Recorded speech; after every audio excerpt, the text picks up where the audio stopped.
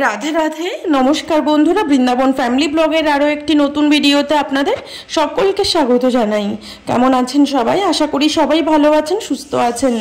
তো আজকের এই ভিডিওটা হচ্ছে 5ই জুনের ভিডিও। তো 5ই জুন ছিল শ্রী শ্রী জাহ্নবী মাতা দেবীর জন্মতিথি উৎসব উপলক্ষে রাধাকুণ্ডের মহোৎসব। তো এই মহোৎসবে শ্রী শ্রী জাহ্নবী মাতা দেবীর অভিষেক দর্শন, ধুলট উৎসব দর্শন, তো 4 দিন ধরে এই মহোৎসব হয়। তো এই মহোৎসবের ভিডিওটা করা ছিল, তো আমি সময়ের অভাবে এই ভিডিওটা তোমাদের সাথে শেয়ার করতে পারিনি। তো এই জাহ্নবী মাতা দেবীর জন্ম উৎসব উপলক্ষে যে শ্রী শ্রী জাহ্নবী মাতা দেবীর অভিষেক হয়, এই অভিষেকটা কিন্তু সকলকে দর্শন করা একান্তই উচিত।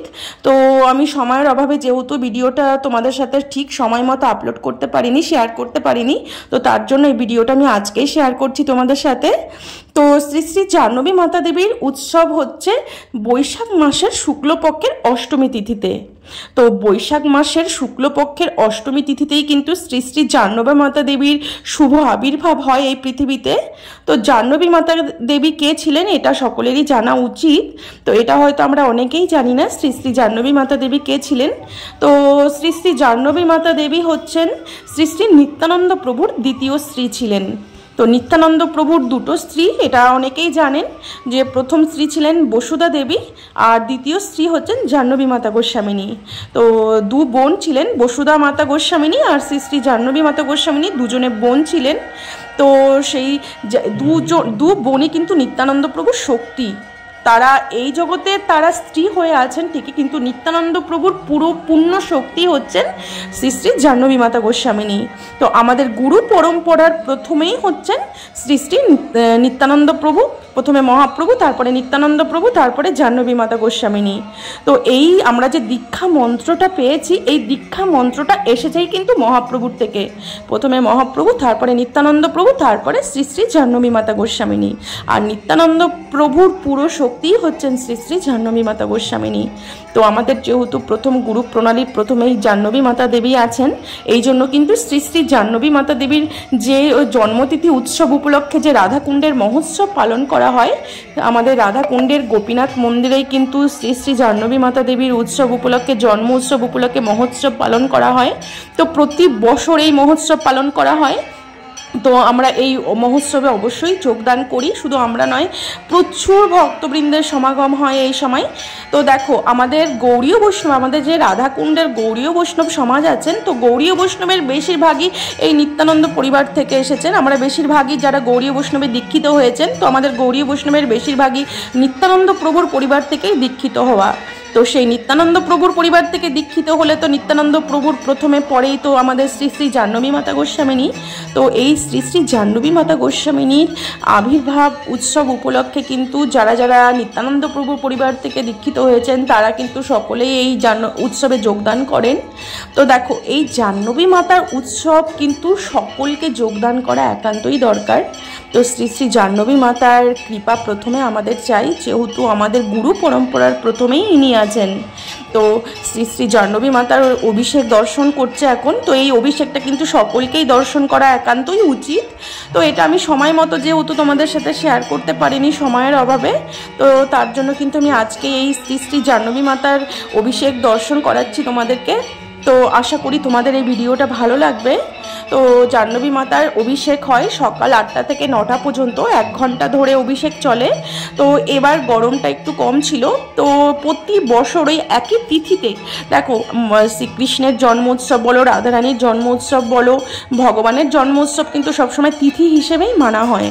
তো জাহ্নবী মাতা দেবীর জন্মতিথি হচ্ছে বৈশাখ মাসের শুক্লপক্ষের অষ্টমী তিথিতে। তো এই তিথি মেনেই কিন্তু তার জন্মোৎসব পালন করা হয়। তো এই সময় তো সকলেই জানে যে বৈশাখ মাসে গরম পড়ে যায়। তো শুক্লপক্ষ আস্তে আস্তে গরমটা একটু বেশি পড়ে যায়, কিন্তু এই বছর গরমটা ছিল ঠিকই, কিন্তু মানে তেমন একটা উগ্র গরম ছিল না। তো তার জন্য কিন্তু এবার সকাল 9টা থেকেই অভিষেক শুরু হয়েছে। তো যে বছর গরমটা প্রচুর পরিমাণে থাকে, এই সময় কিন্তু গরম প্রচুর তীব্র থাকে। তো সেই সময় কিন্তু সকাল 8টা থেকে অভিষেক শুরু হয়, কিন্তু এবছর সকাল 9টা থেকে 10টা পর্যন্ত অভিষেক হয়েছে।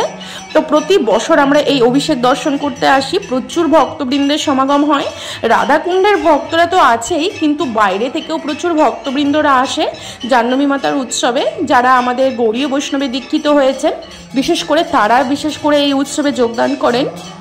যেহেতু আমাদের গুরু পরম্পরার প্রথমেই আমাদের জাহ্নবী মাতা গোস্বামিনী আছেন, তো তার এই উৎসবে তো সকল ভক্তবৃন্দকে যোগদান করতেই হবে অবশ্যই। যেহেতু ভজন পথে অগ্রসর হতে গেলে তো জাহ্নবী মাতার কৃপা আগে আমাদের চাই। তো অভিষেক কিন্তু শুরু হয়ে গেছে, দেখতেই পাচ্ছ।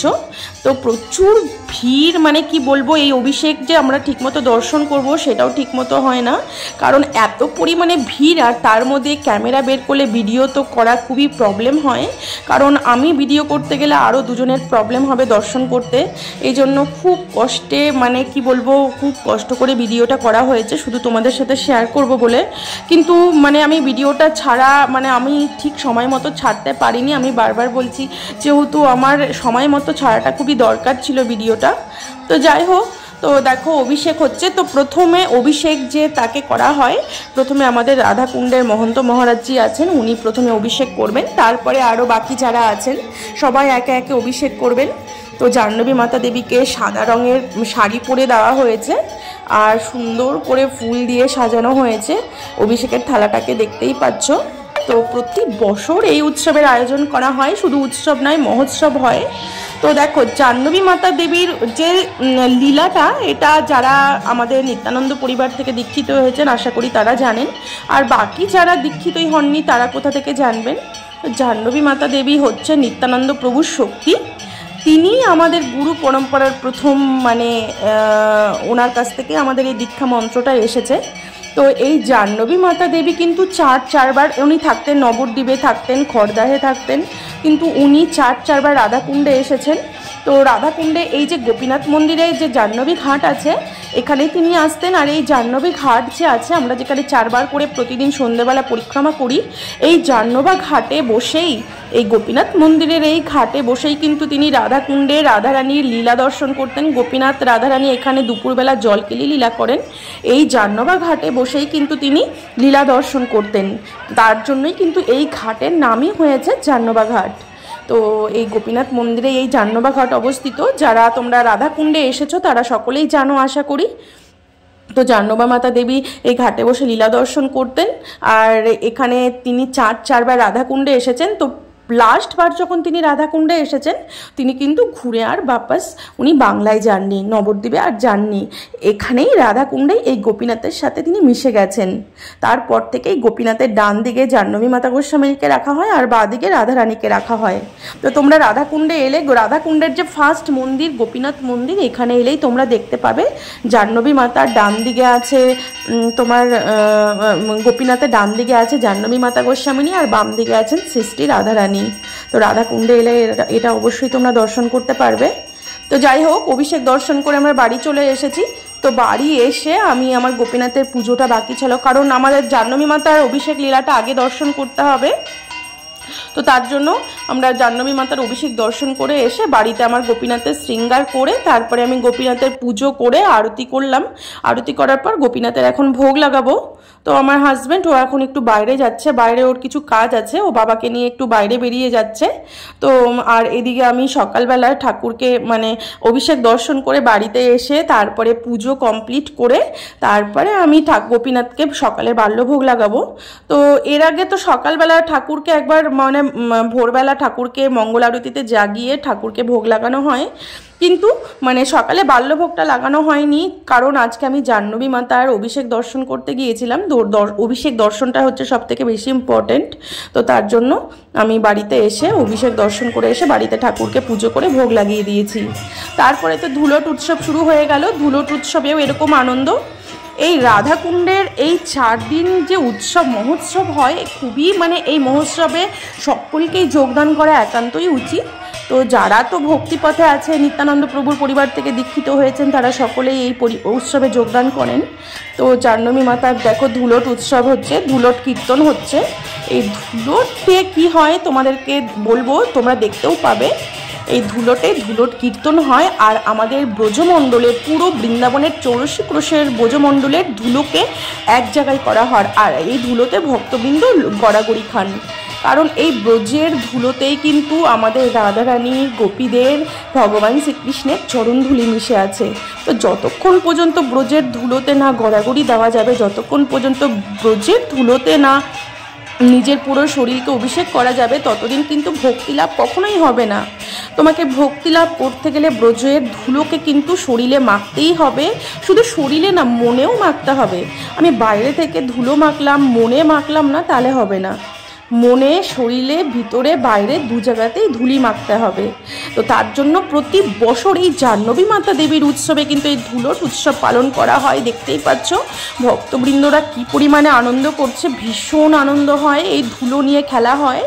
ব্রজের ধুলোর যে মহিমা, ব্রজের ধুলো আমরা বলি না, ব্রজের রজ বলতে হয়। তো এই ব্রজের রজের যে মহিমা, এই মহিমা আমি বলে শেষ করতে পারবো না। যতদিন পর্যন্ত না এই ব্রজের রজকে না নিজের শরীরে না মাখতে পারবে ততদিন পর্যন্ত ভক্তি লাভ কোনো দিনই হবে না। তো প্রতি বছর এই জাহ্নবী মাতা দেবীর অভিষেক হয়ে গেল, অভিষেকের পর ভোগ রাগ সব হওয়ার পরে এই একাদশীতে এই ধুলোট উৎসব পালন করা হয়। তো আমি শুধু ধুলোট উৎসবটাই তোমাদের সাথে শেয়ার করছি। দেখতে পাচ্ছ ভক্তবৃন্দরা কত আনন্দ করছে, মানে ভীষণ আনন্দ। তোমরা নিজে চোখে এই উৎসব না দেখলে তোমরা বিশ্বাস করতে পারবে না। সে একজন আনন্দের বন্যা বয়ে যাচ্ছে। তো আসল আনন্দকে উপভোগ করতে গেলে তোমাদেরকে ব্রজধামে রাধাকুণ্ডে আসতেই হবে। যেখানেই তোমরা যাও না কেন প্রকৃত আনন্দ প্রকৃত সুখ তোমরা কোথাও খুঁজে পাবে না। প্রকৃত সুখ যদি খুঁজতে হয়, সুখ যদি পেতে হয়, প্রকৃত আনন্দ যদি পেতে হয়, তাহলে এই বৃন্দাবন ধামের রাধাকুণ্ডে তো সকলকেই আসতে হবে। কারণ আমাদের রাধাকুণ্ডের একটা মহিমাই আলাদা। এখানকার মহিমা আমি শতমুখে বলেও শেষ করতে পারবো না। এখানকার মহিমা আমাদের মতো সাধারণ মানুষের মানে কোনোদিনই গোচর হবে না। তো দেখতেই পাচ্ছ এটা, এখানে যে ধুলো দেখছো, ট্রাক ভরে ধুলো আনা হয়, পুরো ব্রজমণ্ডলের ধুলো একত্রিত করা হয়। তারপরে এই ধুলো সকল ভক্তবৃন্দ একে অপরকে মাখিয়ে দেন, কেউ গড়াগড়ি খান। সে যে কি আনন্দ তোমরা এখানে নিজে চোখে না দেখলে বুঝতে পারবে না যে কি পরিমাণে আনন্দ করেন ভক্তরা। আমরা যেরকমভাবে হোলি খেলি রং নিয়ে, তেমনি হোলি খেলার মতোই এখানে ব্রজের রস দিয়ে হোলি খেলা হয়। দেখতেই পাচ্ছ এটা কিন্তু এই উৎসবটা পালন করা হচ্ছে গোপীনাথ মন্দিরে। রাধাকুণ্ড পরিক্রমা মার্গে যে ফার্স্ট মন্দির আছে রাধা গোপীনাথ মন্দির, এই গোপীনাথ মন্দিরে মানে কে কাকে ধুলো দিচ্ছে, মানে ধুলোই অন্ধকার। দেখতেই পাচ্ছ রস নিয়ে সব মাখামাখি, কি অপূর্ব এক আনন্দ। তো এই আনন্দে উৎসবে যোগদান করা তো আর সকলের ভাগ্যে হয় না। যাদের জন্মে জন্মে কিছু স্বীকৃতি থাকে, যাদের জন্মে জন্মে কিছু ভজন সাধন করা থাকে, তারাই এই উৎসবে যোগদান করতে পারে। সকলে এই উৎসবে যোগদান করতে পারে না। তো দেখতেই পাচ্ছ কি পরিমাণে ভক্তরা আনন্দ করছেন। রাধাকুণ্ডের ভক্তদের মতো আনন্দ আর কেউ কোথাও কারো ভক্ত আনন্দ করে না, এত পরিমাণে আনন্দ করেন। তো দেখো আমাদের আনন্দটা কি নিয়ে, ভগবানকে মাঝখানে রেখে। আর জড়জগতের আনন্দটা ভগবানকে বাদ দিয়ে তারা আনন্দ করে। আর জড়জগতের আনন্দটা হচ্ছে ক্ষণস্থায়ী, ওই আনন্দটা 2 মিনিটের। আর আমাদের রাধাকুণ্ডের যে আমাদের যে ভগবানকে নিয়ে, রাধারানীকে নিয়ে যে ভক্তরা আনন্দ করেন, এটা হচ্ছে পার্মানেন্ট আনন্দ। ভক্তরা বেঁচে থাকতেও আনন্দ করবেন, এমনকি মৃত্যুর পরে দেহ রাখার পরেও ভক্তরা আনন্দ করবেন ওখানে গিয়ে। বেঁচে থাকতে এই বৃন্দাবন ধামে এখানে গোপীনাথকে নিয়ে আনন্দ করছেন, আর মৃত্যুর পরে ভক্তের তো মৃত্যু হয় না, ভক্ত শুধু দেহটা খোলসটা ত্যাগ করে। ভক্ত ওই জগতে গিয়েও এইভাবে ভগবানকে নিয়েই আনন্দ করেন। মানে কি বলবো, তোমরা একবার চেষ্টা করবে, যাদের তোমাদের ইচ্ছে আছে রাধাকুণ্ডের মহোৎসব দর্শন করার। যারা তোমরা বৈষ্ণব তালিকা পেয়েছো, রাধাকুণ্ডের বৈষ্ণব তালিকাতে প্রথমেই লেখা আছে দেখবে যে জাহ্নবী মাতা দেবীর জন্ম উৎসব তিথি উপলক্ষে অভিষেক লীলা ধুলোট উৎসব। তো তোমরা সকলে এই উৎসবটা দর্শন করার চেষ্টা করবে। তো যাই হোক, ধুলোট উৎসব দর্শন করে আমরা বাড়ি ফিরছি। তো আজকের মতো ভিডিওটা এখানেই শেষ করছি। আবার দেখা হবে পরের একটা নতুন ভিডিও নিয়ে। তো সবাই ভালো থাকবেন, সুস্থ থাকবেন। রাধে রাধে।